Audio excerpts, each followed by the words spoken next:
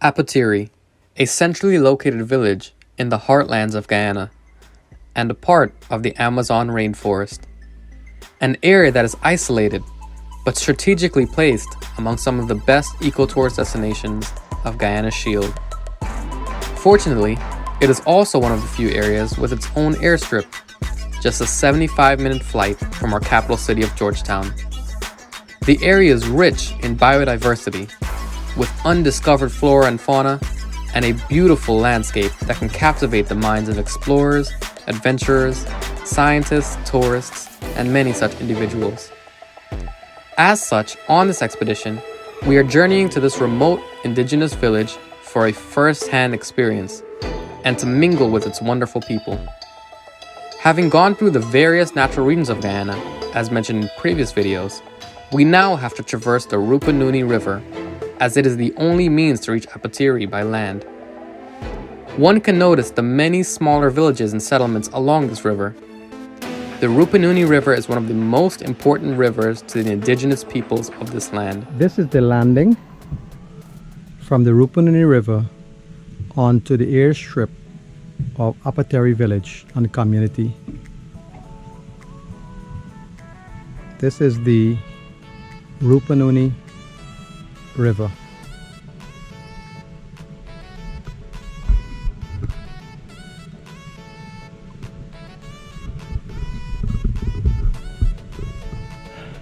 I am here now, very tired, after 3 hours of driving.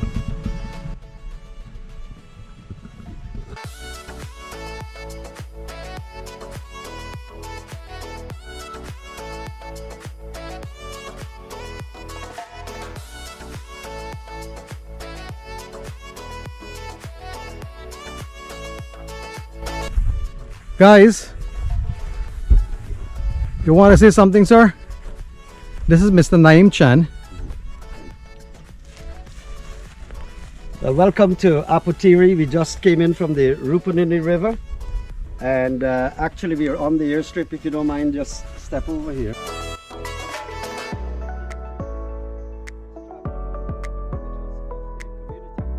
This is a relatively small community. You'll be hearing more details as we get into the settlement area. But right now we just arrived. Over to your left will be the Rupanuni River. And in 15 minutes we'll be heading to the settlement per se, where the Rupanuni River kisses the Essequibo River.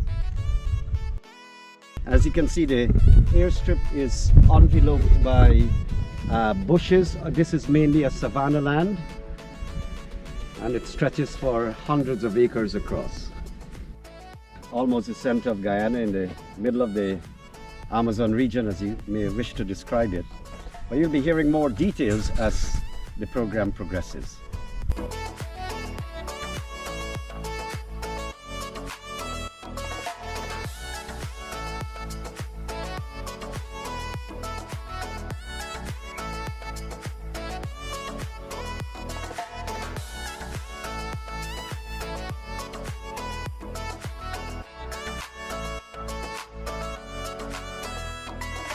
So basically what we're looking at is the lodge for Apoteri, where guests come in here. They come very infrequently, but nevertheless, this lodge is governed basically and administrated by the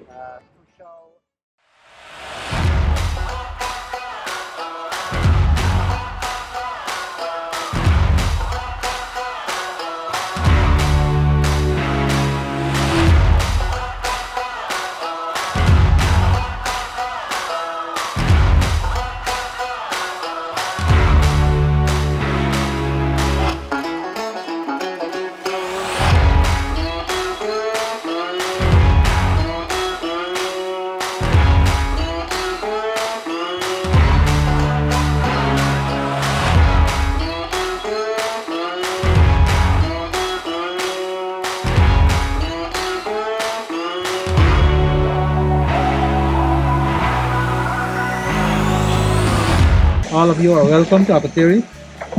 Who is the first time that Mr. Megan is third time in Apetiri, and everyone is welcome. My name is Kusho of Apetiri, the chief. Kenny Thomas.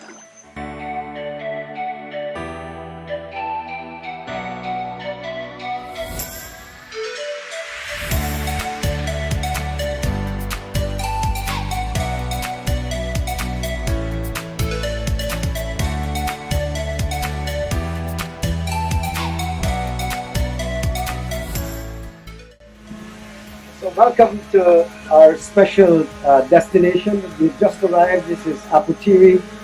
As the board reads, you're all welcome. The Tusham and his crew, they have been very accommodative. Now this community is pretty small. It's about 318 people. So a tiny community, but it's settled and nestled deep down approximately in the center of Guyana's jungles. This is heading, of course, some 450 miles, closer to 500 miles south of Georgetown, heading closer to our neighbors, Brazil.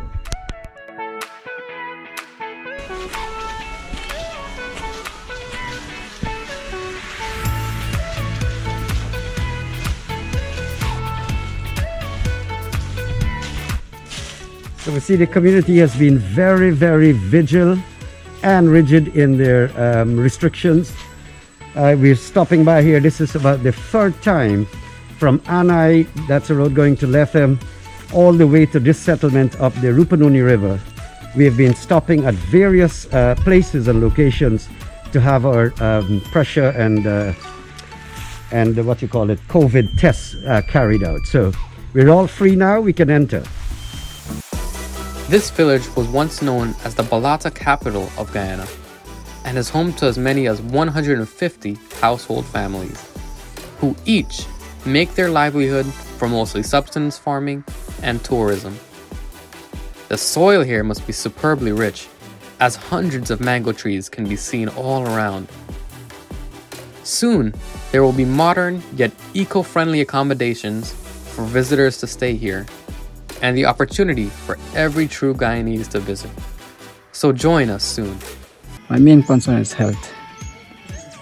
Need health, help me the ATV, motorbike for CHW.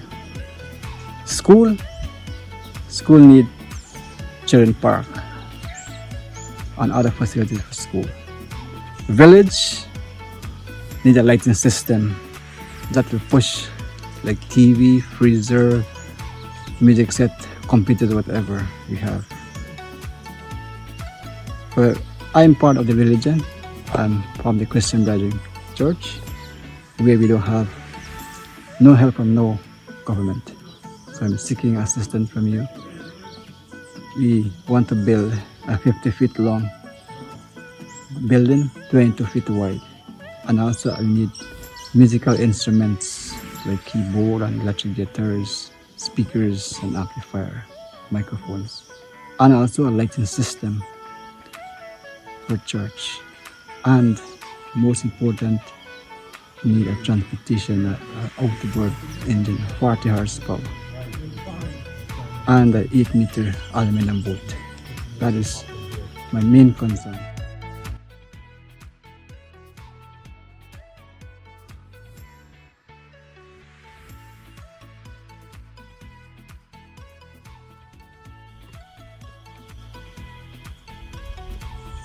Right, this is an improvised arrow and bow, if you like, different style, and not the one that you pull like that. So we can call it a gun. It's a piece of rubber attached to, it's not any specific wood. Any wood can work. This is a very light wood they have used in the shape of a gun, but it's all wood. And they have made their something to trap this rubber. The rubber is pulled and hooked here.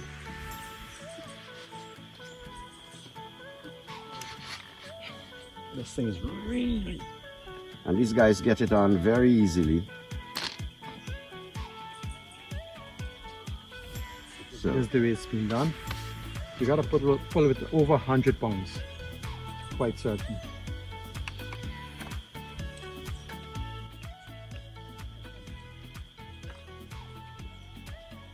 And if you notice, there's a feather on this on the arrow itself, and the feather is set in a particular way to steer the arrow. So any touch of the trigger, which is down here, any touch of the trigger releases that. They use it basically for like heavy animals, whether it's a cow or deer, wat thrush. The same system is not used for fishing. That arrow carries the tip with the arch so that the fish can't escape. It hooks it. Besides, if it's used for fishing, it will go right through and through. Fish. Right. And with the other arrow, the regular one, you can exert how much power you want. This you can't. You don't have an option. It's a few 100 pounds. Right. Tension. It's also used on a human being like yourself when you irritate anyone. Yes. That's a quarter pint. Yes. Of energy. That's all you need. So we'll have a demonstration on that mango tree. So.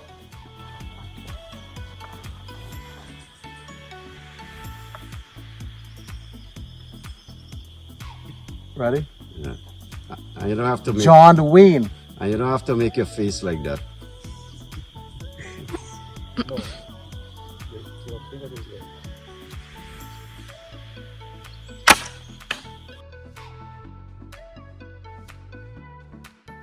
This tree almost a few inches, and it's not easy to pull out like that. So you have to like side by side.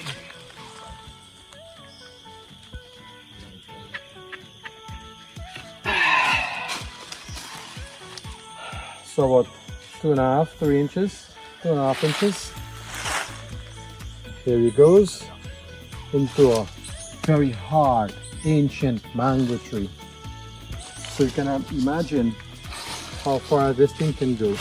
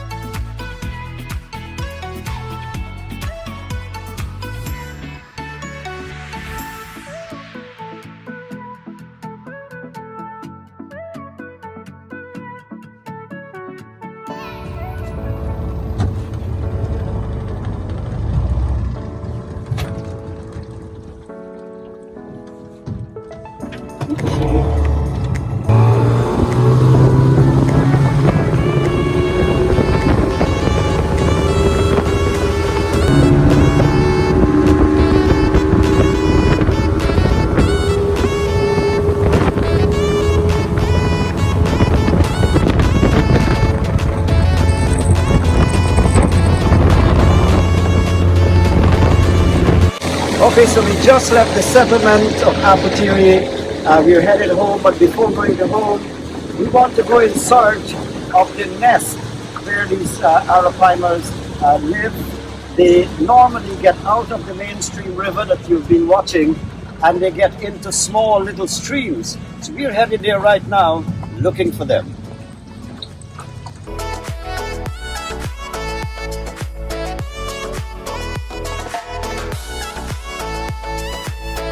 So our captain is saying that the creek is pretty dry, and that makes it a bit impassable at the moment.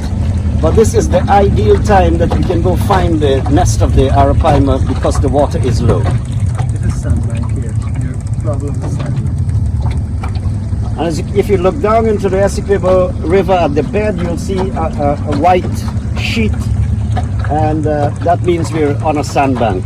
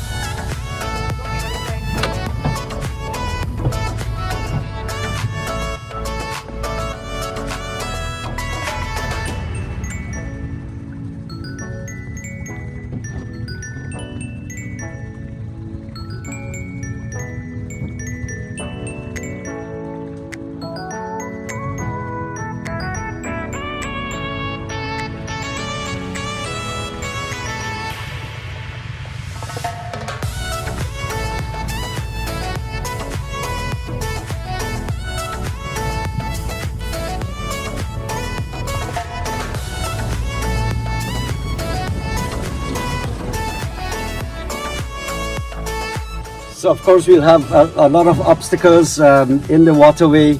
But we are heading, what is happening is that in these little streams that lead into the Essequibo, the Arapaimas get trapped here. And on many occasions the entire community would have to come rescue them, lift them bodily, some of them 500 pounds, and get them back into the mainstream.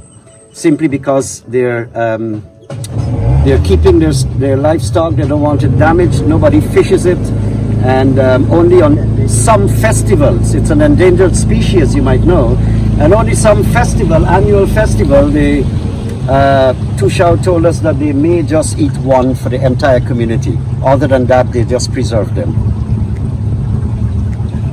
We may just get lucky today and see one if it's trapped anyway in a shallow area.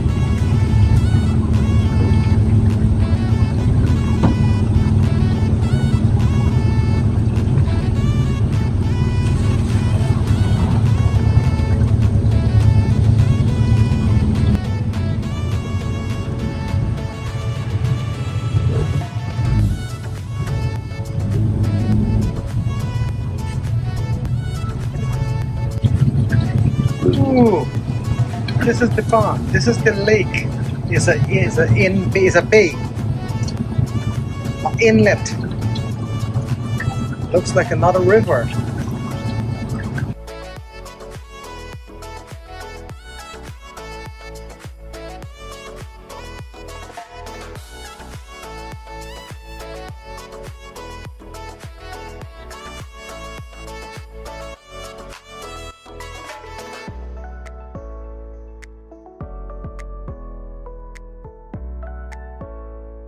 Actually, we demarcate this place for tourism site. Tourism site. Tourism site, but we not allow no commercial fishermen here. Only Beautiful. for home, for eat. One or two. One or two fish come across. So right here, if it spend about 10 or 15 minutes, you go see Arapaima just surfacing. Surfacing. Yeah, a lot of Arapaima.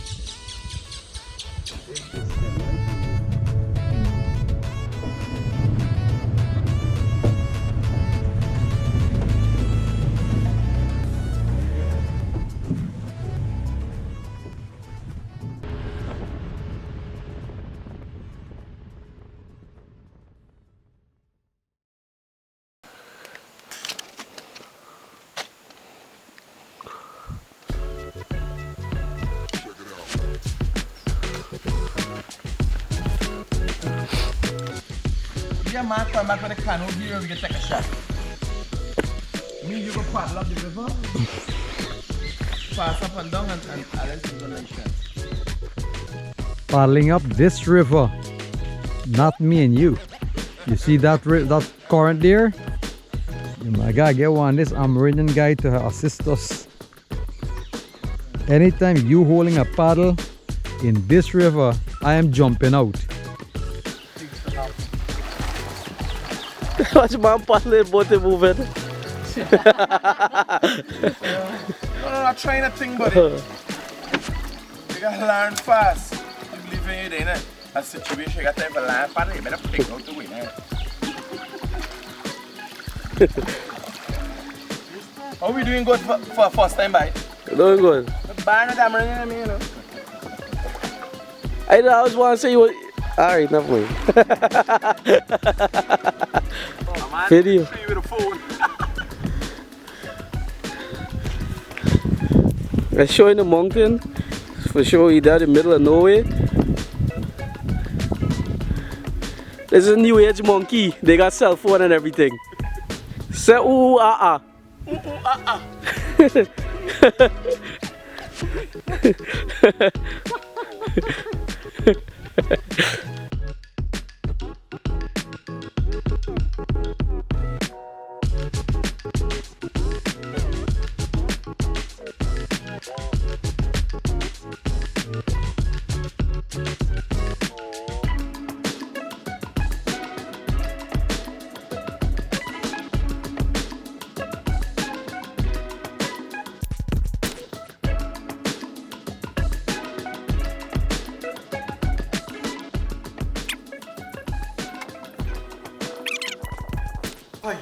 Come straight up to the camera and blow.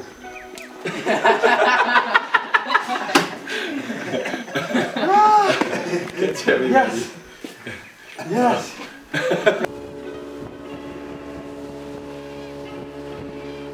It's filming. This is a massive, huge tarantula. In the midst of our sleeping, Naim Chan figure this thing out. How you see this in the dark, God and heaven knows. What's this? Another one come beside him. Look.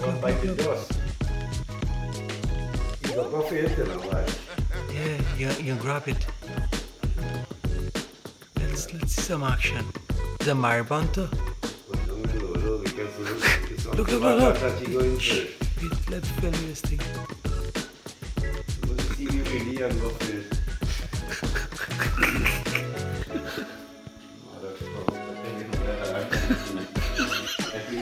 What? He grab it. Yes. Look. It flies directly into its pot.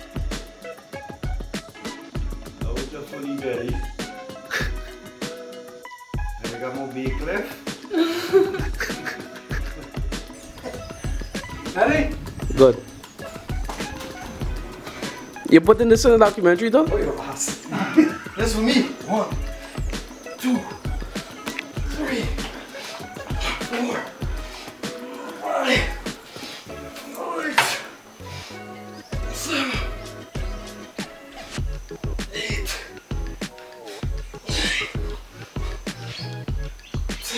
10 more. 2, 3, 4, 5. Then the chin-ups. Hey. And the chin-ups. Huh?